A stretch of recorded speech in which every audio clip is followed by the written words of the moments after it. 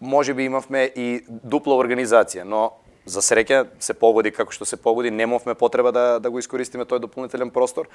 Се помина во најдобар ред, пак ќе кажем, реакциите се феноменални, позитивни, имаше доста насмејани лица, не само за оние кои што дојдоа, како да кажем, од кремот на тетиката. Овој настан и пред се не е за нив.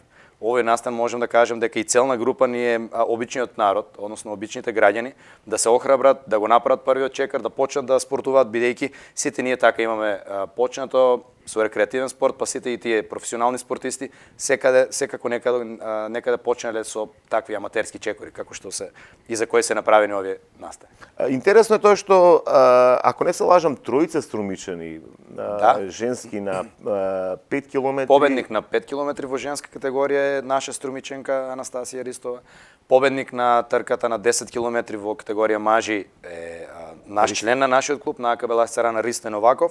И победник на полумаратон, категорија мажи, е исто така наш струмиченец, член на АК Струмица, Жан Тосев. Тоа исто е голема работа за нас како Струмица, бидејќи атлетиката скоро ја немаше присутна во последниот период, но сега гледаме дека се враќа. Пак, ќе повторам, може би станувам досаден. Нам не ни е главна цел да ги анимираме оние луѓе кои што веќе се бават со спорт.